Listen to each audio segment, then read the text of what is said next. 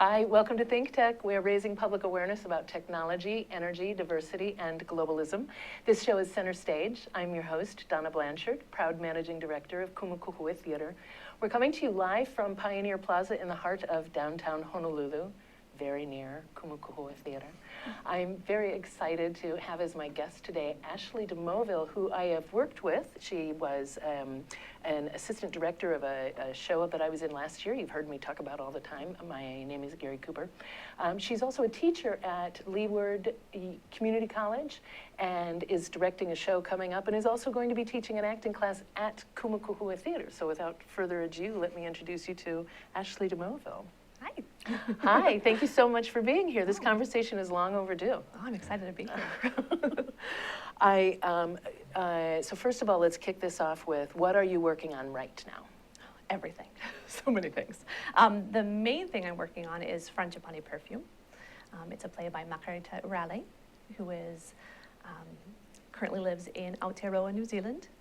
And it's a play about 3 Samoan women living in Aotearoa. And their lives.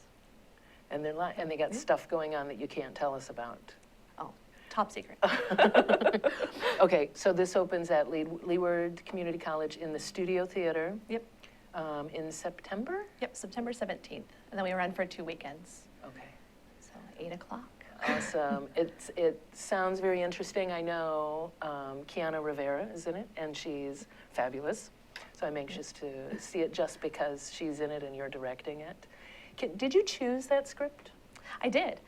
I actually came across the script in 2009 when I was living in Aotearoa, and I was a teaching assistant at Victoria University of Wellington. And it was one of the scripts in a class that I taught on, and I just fell in love with it.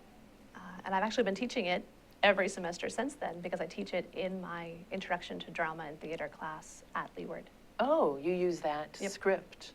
Oh, interesting. So you've had a lot of time to marinate in that I script. have. And oddly enough, right about the same time, Kiana came across the script and fell in love with it. And she's been wanting to act in it ever since then as well.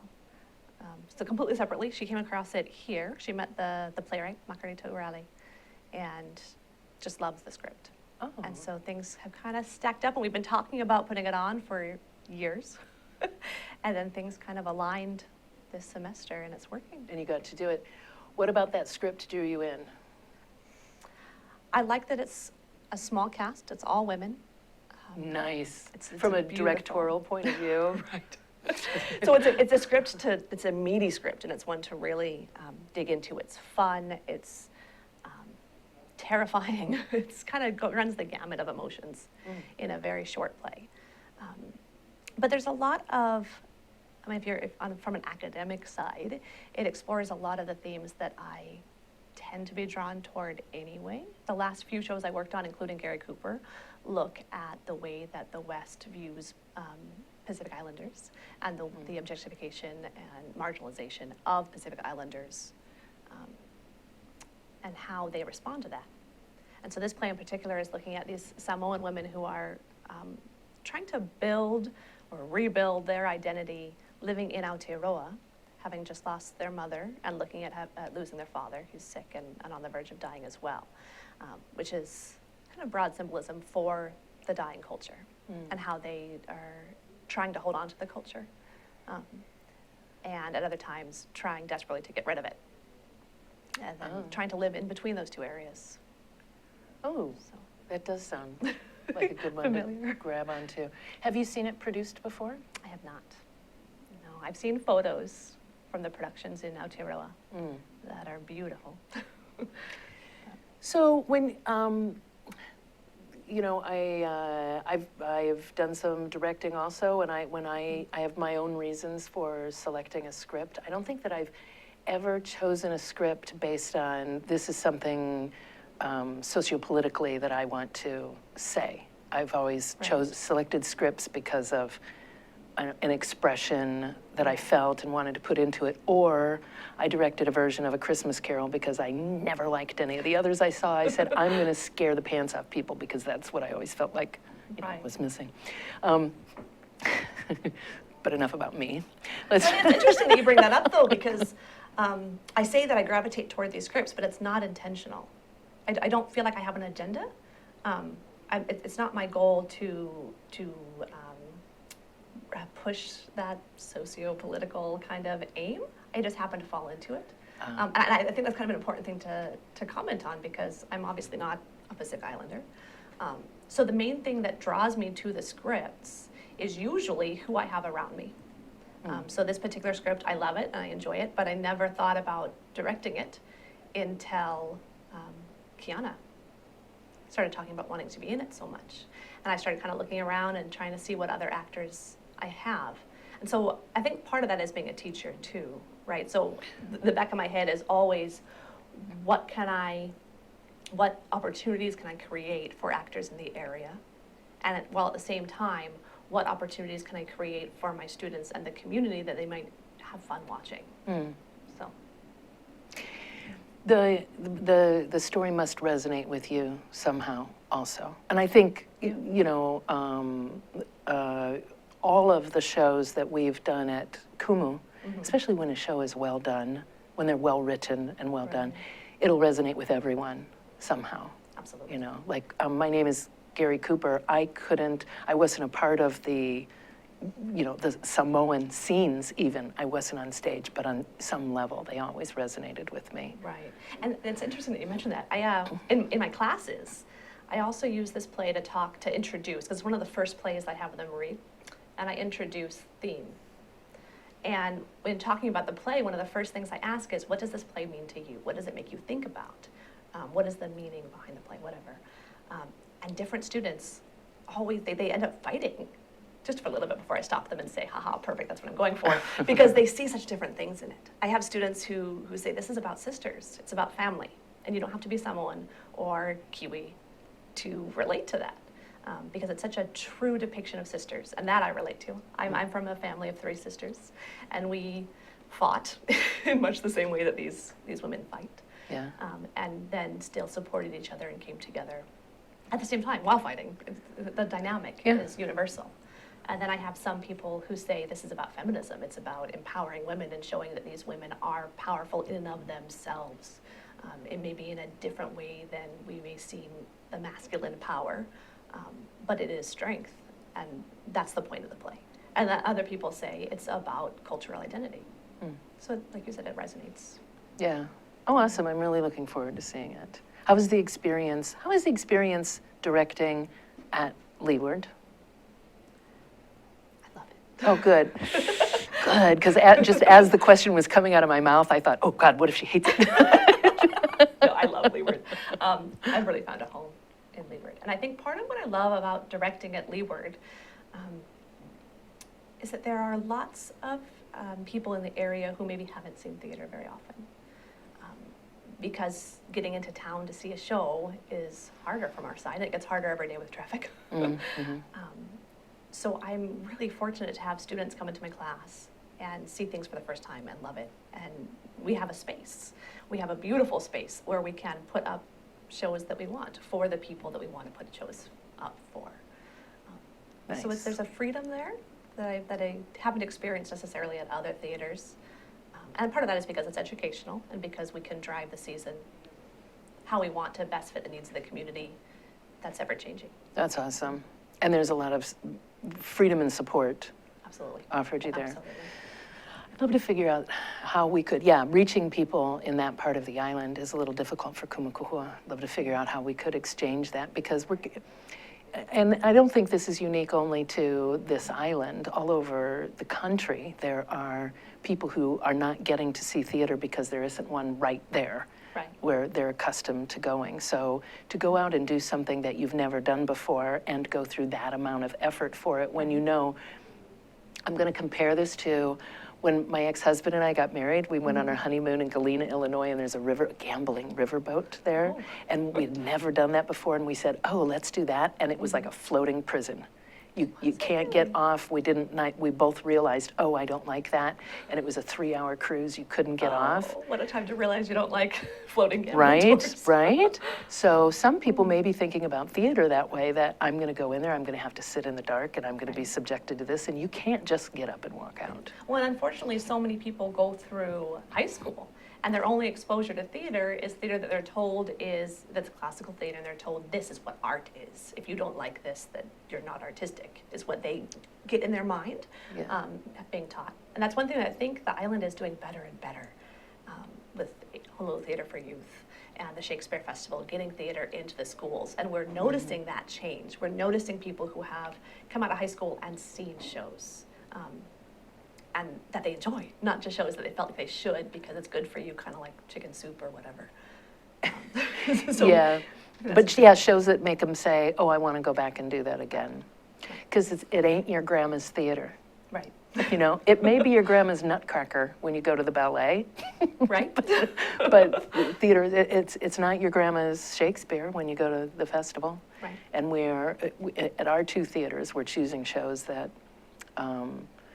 can be gritty and really give you great conversation afterwards, which... Challenging, right? I mean, you can go and spend $10 or what is it, $15 to see a movie? I don't know how much movies are. They're too expensive for me. And sit and enjoy it, and it's fun, and you're lulled. But there are things that we do in the theaters that are so much more immediate. And so I think that's part of it is and what I enjoy about being at Leeward is seeing young adults or older adults realize for the first time that I can go to a play and be genuinely moved by something that is right in front of me and happening right here. Yeah, you can be touched. Yeah. Literally. We're going to go to our first break. Okay, so you sit tight. You sit tight too. We are going to take a break. And before we go into the break, I want to let you know that if you would ever like to come and be a part of our studio audience here at ThinkTech, you can. Just email jay@thinktechhawaii.com and we will hook you up. So sit tight. We'll be right back with Ashley DeMoville. Aloha, I'm Keli'i Akina, president of the Grassroot Institute and host on Ehana Kako, a weekly program on the ThinkTech Hawaii broadcast network. Ehana Kako means let's work together. Think of the sad alternative, let's not work together. Here in Hawaii, with all of our diversity and the richness of the people, it's important for us to come together around issues on the basis of what's right and what's good and what's going to serve the common good. And that's what we try to do at Ehana Kako. Every week we interview movers and shakers, people in government, business, and other sectors of society to talk about how to create together a better government, economy, a better world here in Hawaii that can bless the rest of the world. I thank you for your attention to ThinkTech Hawaii, and we look forward to seeing you every Monday, 2 to 3 p.m. on the ThinkTech Hawaii Broadcast Network. We're Ehana Kako, and we wish you well. Aloha. Aloha, my name is Josh Green. I'm a senator from the Big Island and ER physician. Every other Tuesday, I get to host a show here on the ThinkTech program about healthcare. We call it Healthcare in Hawaii. It's really enjoyable for me to bring other healthcare leaders from around the state to talk about our pressing issues. Hawaii has long been the health state, but we need to keep up the momentum, the inertia, and with your help and with your participation, we can come and share all of the big issues that are pressing day to day. Thanks for joining us every Tuesday, alternating weeks from 2 to 2:45. Josh Green. Hi, we're back. And we're live. This is Center Stage on the ThinkTech Hawaii Digital Series. I'm Donna Blanchard, proud managing director of Kumukuhui Theater, and I'm talking with Ashley DeMoville, who teaches at Leeward Community College. So we've been talking about that. We've been talking about Frangipani perfume, the show that's coming up, not the perfume. Very interested in seeing that. I'd like to, though, if we can, go back into your history a bit and find out what brought you here, and then we'll talk about the Chekov class, too. Okay. So that's near and because I just signed up today. Oh, yay. Yay. So where did you grow up? Southern California. I was born in Pomona, ended up in Orange County for high school, and then came here as soon as I graduated. About a day after I graduated, got on a plane, came straight here. Oh, wow. So you were involved in theater. Did you go, was it a family outing for you to go to the theater? Sometimes it was. My mother did theater in high school, and it was always kind of near and dear to her heart. Oh. And I started doing theater first thing as a freshman in high school, because I wanted friends and liked attention, like so many actors do. Oh. And so that was And kind you of admit it. That's I really do. amazing. It's- Nobody's ever admitted that on this show. But I think that's what got me into the theater. I mean, something's going to make you sign up for a theater class. It's a community, yeah. And it's usually, not usually, everyone has different reasons, but a lot of actors I know who start in high school, it's because, well, I like speaking in front of people, I like attention, and I want to meet more friends. Yeah. Because being a freshman is scary. Right, Right? yeah. But then once you start doing it, of course, that fades away. That only sustains you for so long. That wanting attention and wanting friends. Eventually, the work itself becomes the drive because you know, discover that you actually enjoy the process and the way that it challenges you. Yeah. So what is it about the process and the way it challenges you? I think that's different for an actor than for a director. Okay, And that you're right. shifted Absolutely. once I graduated from high school and very quickly came into life and looked at future prospects and how I wanted to spend my time.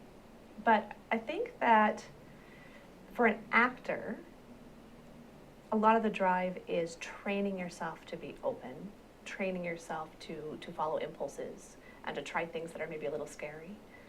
And there's a joy in that. Would you agree? Wow, no, that's really huge what you just said. Okay, because I have always thought of you as someone who is, I appreciate the fact that you are constantly seeking knowledge and training, not just experiences, you know, but you are literally out there looking for training. And for you to say that that's part of what you like about training yourself to follow impulses. Right, and it's amazing. I think that that's something that is taken for granted. And that's why I seek out training, because it's, I as an adolescent and a young adult, like most people, I trained myself to ignore impulses and to follow the cerebral thought processes, be rational, be calm, not let yourself get spun out and overly emotional about things. But that's the most counterproductive thing for an actor. And so I think that's part of when I train actors, it's to train them to get past all those boundaries that they set up for themselves. And that's why I go to the Chekov, and that's why I use Chekhov training, because it does that. It helps you break down those boundaries and follow impulse and use imagination and movement to incite emotion. So for an actor, that's that. Exciting. Okay, yes, that all resonates with me. For a director, it's much more cerebral, and I think that's what delivered me into directing from primarily focusing on acting, is the desire to try that cerebral side. I still enjoy acting, but as a director, it's so much more multifaceted, because you have all these different actors who are completely in themselves and in the world, and your goal is to get them to focus on themselves and to get them to be free enough to play and to explore and to follow their impulse and use their imagination. But at the same time, there's the heady side saying, how does this look? How does this mesh with the set design we created? How are we going to get lighting to tell this story? What is this play going to do to people on stage? So there's, I don't want to say more going on, but different. It's so different as a director where your focus is and where the challenge is. Oh, yeah, because you don't want your actors to have to worry about what this person in the audience is absorbing. That's the director's job, as far as I'm concerned. Absolutely. It's the director's job to worry about that person out there. Yep. Yeah, you're there to help shape everything Right. that they're bringing to the table. So you're a little bit of a control freak, then, is what you're saying? And that's actually one of the biggest challenges in directing. And something that I've taken from a lot of the training that I've had in Aotearoa, New Zealand, and the training that I've had with Michael Chekhov work, is to resist the urge to plan everything and resist the urge to say, this is how you perform it, this is where you walk at this point, because that dampens the creative instinct for the actor. And ultimately, as a director, my goal is to help build an actor-focused theater. I think that when the directorial vision becomes so overpowering that it's suffocating the actors, you're not serving anybody. So that's the first and foremost thing. Make it actor-centered and make it serve the text that you're working with, whatever that text is. So you can say, here's the story that we need to tell, and collaborate with everyone to get to the point where you're telling that story. But yeah, it's 10 minds are greater than one. Absolutely. I do still remember one of my earlier directorial experiences was Cat on a Hot Tin Roof. And we get into tech, and I'm on a headset talking with our sound and light people, and we're in the storm, and we're having some trouble coordinating the thunder and the lightning. So I was coordinating that, and I was saying, okay, lightning, now thunder.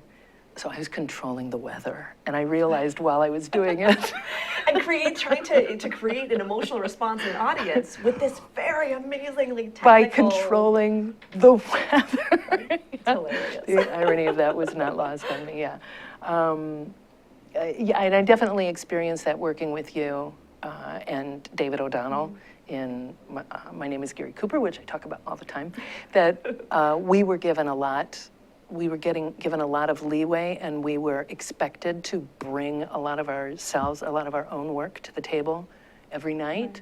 However, there was this guidance, and the ultimate story was very carefully rested in your hands. I mean, we had that confidence.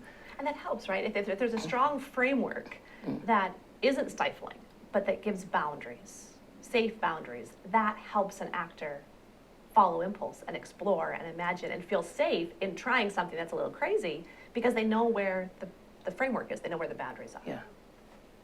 And that if they get outside, they're going to be pulled back in.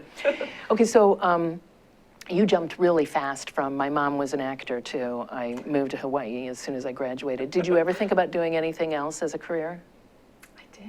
Actually, when I first moved to Hawaii, I was at UH. I was a pre-law major. Really? Yep. Toward the end of my freshman year, I realized two things.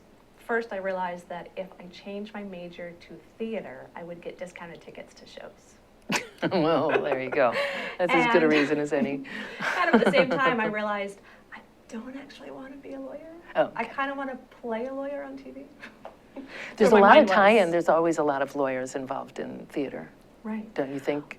But I mean, there from was what a I've seen. realization, I think, that there's the drama of the courtroom that we see on TV is what led me into wanting to be a lawyer. But when you actually start learning about law, most of it is not the drama of the court. And if you start getting dramatic in the courtroom, there are emotions to put a cap on it. Right. And so it's not what you think it is on TV. Yeah. But absolutely. And I still see there's a lot of overlap. A lot of people who are lawyers now have been involved in theater. You see them coming in auditioning for shows. And I think the common thread is swaying or affecting people with the physical manifestation of whatever it is you can bring to the table. Right. Yeah. I think that's what I've thought about this a lot because I thought, why are there so damn many lawyers here? It's because that makes sense. it's that common thread is there. So interesting. And that's where I was heading. I wanted to go through law and eventually go into politics. But then I just affecting people and right. not controlling, but taking care of, or But I think in reality, that was the first time I started thinking in reality about what kind of life I wanted, not just what work I want to do, but that was the first time I started being aware of kind of the holistic view of what my life is going to be from this point. And so that was kind of my first turning point in accepting I enjoy this. This is what I like to do. There's got to be some way to make a living doing what I like to do. And then there was another big turning point once I graduated from college and I started looking at graduate programs, fell in love and started looking at the possibility of children. And then all of it at once, kind of again, it all kind of happens at once. Things kind of come together and there's a moment of kind of, okay, now I'm going to go this way. You fell in love with a playwright? I did fall, yes, I did. So that has something to do with it, I suppose. But it was at that point that I decided to pursue educational theater and directing instead of acting.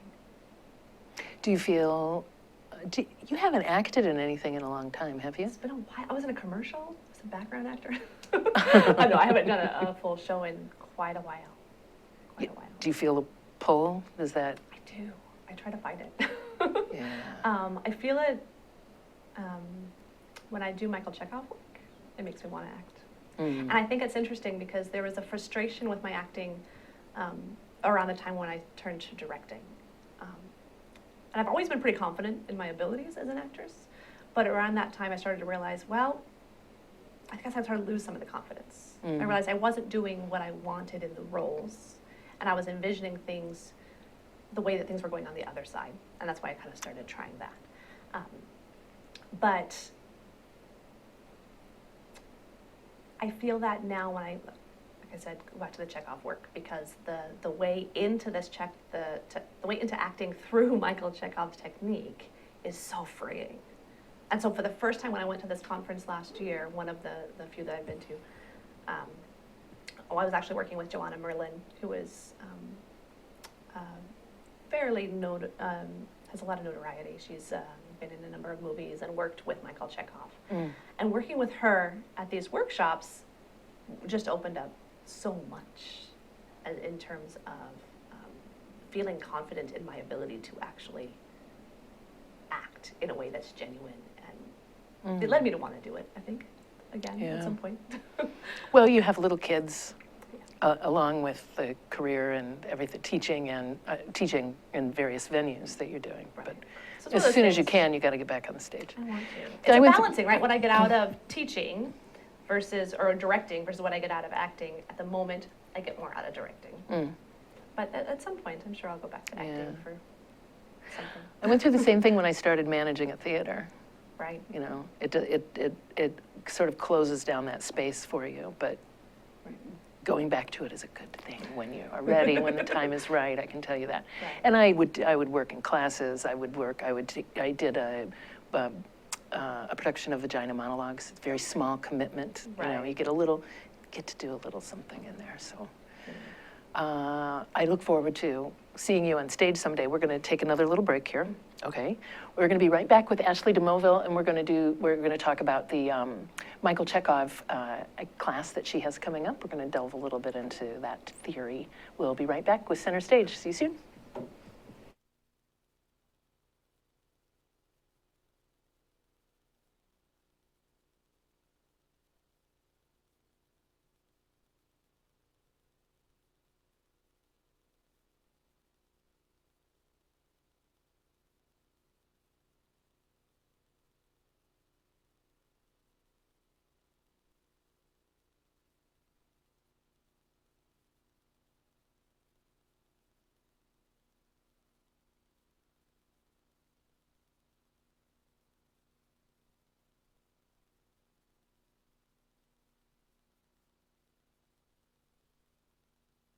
Hi, I'm Chris Leatham, and I'd like to invite you to come and watch my show every Wednesday at 3. I'm interested in a variety of issues that have to do with politics and our local business economy. And I'd like to bring on guests who like to talk about everything from technology to social media to what we can be doing to improve our environment. And so I'd like to invite you every Wednesday at 3 to stay and watch my show here with ThinkTech Hawaii. And I'll see you there. Hi, we are back. This is Center Stage on the ThinkTech Hawaii digital series, and you are watching Center Stage. I'm talking with Ashley DeMoville, who teaches at Leeward Community College and is going to be teaching at Kumukuhua Theater in September. What is it, the 19th and the 20th? Yep. Okay, yay for me. So the class is on the Michael Chekhov acting technique. Would you like to talk a little bit about your experience with that? You went to... Been to a number of workshops with the technique, and I've worked on it in Aotearoa, New Zealand, on different shows and productions. I think my connection with the technique stems from its power in freeing the actor. And the way that using the technique, it's very simple. And when you train in the technique, you see similarities between a number of other major acting techniques.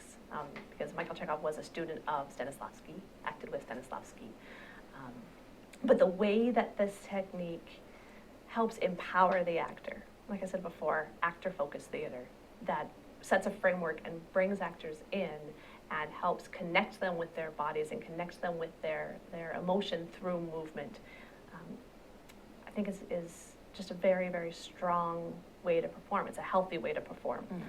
I personally, as an actress, I prefer it next to, I think what some of the other major techniques involve a lot of personal emotion and going to personal memory. And as an actor, I always had a hard time with that.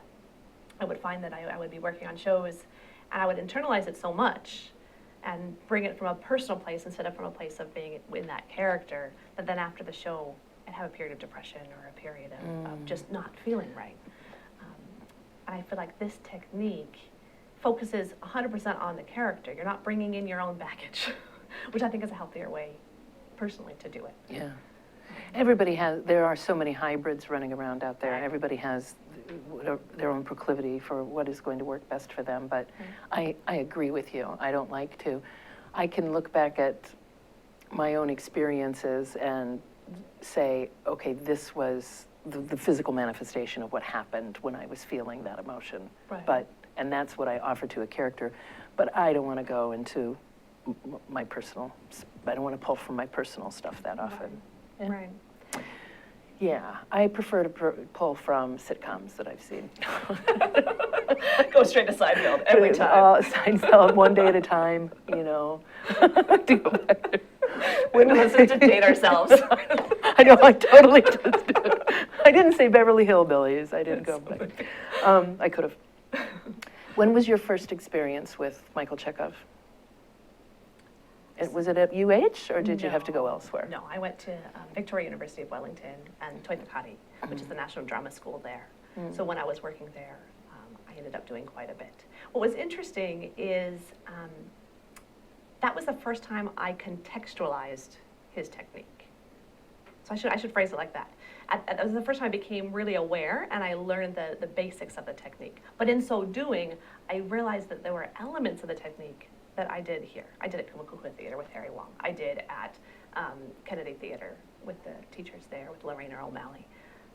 And so elements of his technique, and I think part of that is because of that overlap. But in going and seeing the entire technique as a package, I think that opened up my eyes in a new way to how useful it can be. I do not have any formal training in the technique, and it's. Well, you will soon. I'm very excited about it. I'm taking the class, yeah, and I'm very curious to know. Can you expound a little bit further on the differences about, let's say, from the very beginning, if we're working as students of Stanislavski, then we're going to go through a script and break it down and look at our beats and our motivations. Right. What are we going to do with Michael Chekhov from the very beginning? Well, the training I like to do before you even pick up the script. And ideally, you do some of this training so you have a shared vocabulary when you go to work on a script. And so the training basic elements start with what he called the 4 brothers. And this is kind of the essential focus in performance, which I think a number of people would agree with, even if they wouldn't phrase this way. But we look at how always having the feeling of the form, the feeling of beauty, the feeling of the whole, and the feeling of ease. So in context, the form is whatever is the language of the script, or the blocking, the movement that you do on stage. That's the form, the things that you have to do technically. Ease, of course, if you're tense, if you're not fulfilling your purpose with ease, the audience is gonna feel that, and it won't be as enjoyable to the audience. Beauty, we do a whole sense of the whole, an awareness of the entire group, the ensemble, right? No matter what one person is doing, we don't get a full balanced effect until everyone on stage is working in awareness, with an awareness of each other. So all these things come together, and that's how you get beauty on stage, when there is a strong form, sense of, or feeling of ease, and a sense of the whole. So that's kind of putting language to something that I think a lot of performers or directors know and feel already, but it's just putting language to it, right? Right, and focus on it. Exactly. And there are training techniques in developing that ease and developing an awareness of the whole. From there, I think what he's most famous for are his psychological gestures. That's a term that I think is kind of bandied about quite a bit. And the idea behind it is that there are basic gestures that are intrinsically human. So we can open ourselves, we can close ourselves, we can pull, we can ring. And when we put a physical movement to each of these different ideas, it elicits emotion.